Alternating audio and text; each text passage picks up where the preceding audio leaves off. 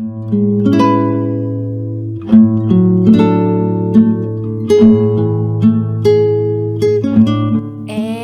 now, it's time for DJ Rocky's Secret Files.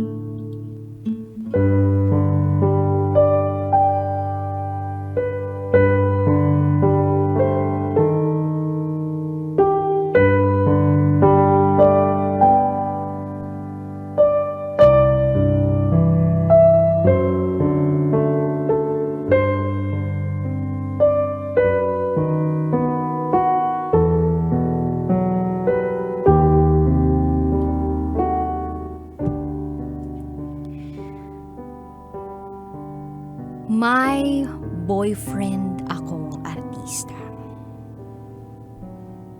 Pero hiniwalayan ko siya para maabot niya ang pangarap niya.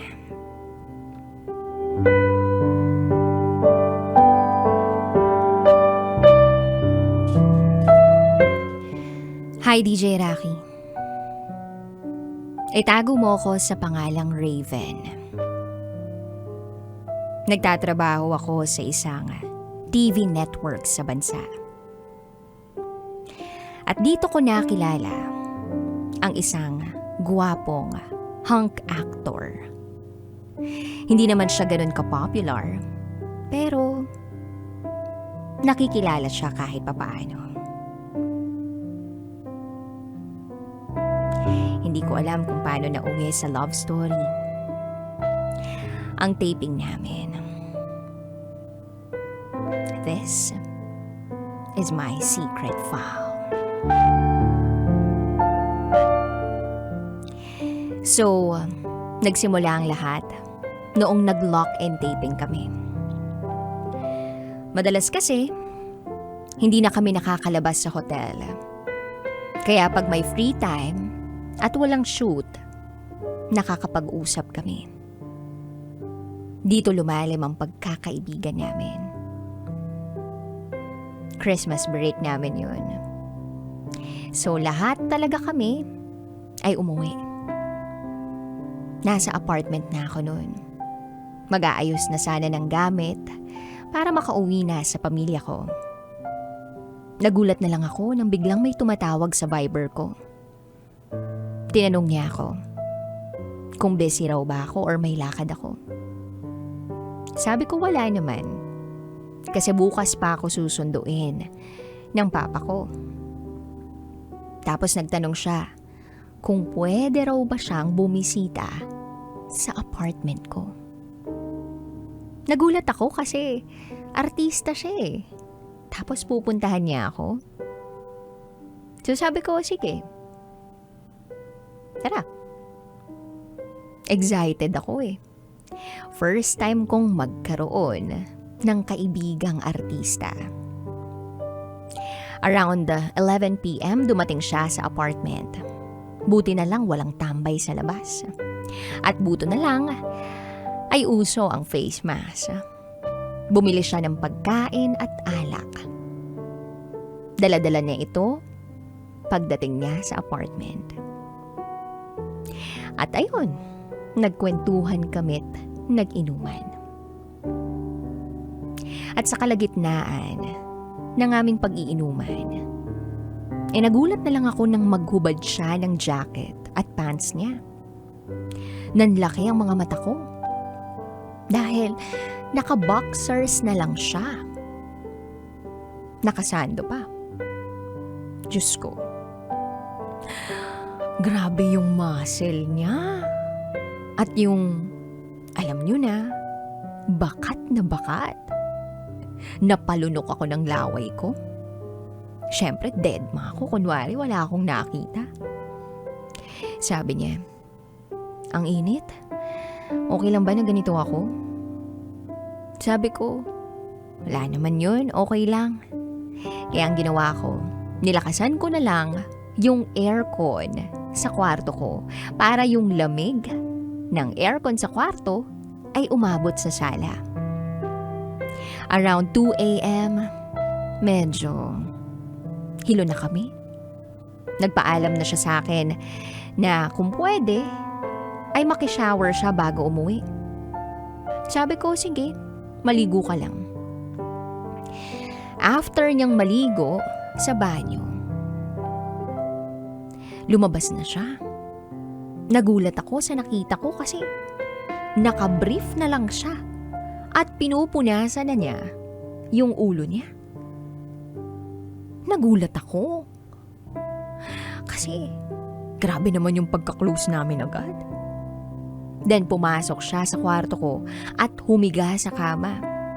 Sabi niya, makikiidlip lang daw siya. Sabi ko, okay, sige, dito na lang ako sa sahig. Pero tinanong niya ako kung bakit ako sa sahig matutulog. Sabay sabing, dito ka na lang matulog sa tabi ko. Pero sa sahig pa rin ako humiga kasi hindi nga ako komportable. Then nagulat na lang ako nang ibinaba niya yung mga paa niya sa kama. Ipinatong niya sa tuhod ko at ikiniskis hanggang sa legs ko. Bumaba na rin siya sa sahig at dito na naganap ang isang makasalanang tagpo. After noon, madalas na kaming magkita sa apartment ko pag break namin sa lock and taping. Sinabi niya sa akin minsan na mahal niya ako. Kaso natatakot siya dahil nga sa image na inaalagaan niya. Mahal na mahal ko na rin siya. Kaso may pangarap pa ako para sa kanya. Gusto ko na maabot niya yung pangarap niya na balang araw ay maging sikat na artista rin siya. Ganito siguro ang pagmamahal. Kailangan mo magsakripisyo para sa ikaliligaya ng mahal mo. Pag nasa shoot kami, hindi kami gaanong nag-uusap. Iba ang hotel niya sa hotel ng mga staff ng program. At merong mga pagkakataong nagdi-disguise siya para walang makilala sa kanya kapag magkasama kami. Magmo-movie marathon lang kami sa apartment. Tas magluluto ng dinner, sabay kakain. At yung mga bagay na yun, yung nagpa-fall sa akin kasi pinupuntahan niya ako eh. Ma-effort siyang tao. Tas minsan ino-orderan niya pa ako ng pagkain. Every time na pupunta siya, lagi siyang may pasalubong. Tapos, nung Valentine's pa this year, may pa-teddy bear pa siya. Kami na talaga. Kaya lang di nga namin pinapahalata. 3 times a week kaming magkita. Kaya lang, pakiramdam ko, sa paglipas ng panahon, hindi na talaga po pwede. Nakipag-iwalay na ako sa kanya. Dahil malaki ang potensyal niya na maging sikat na artista.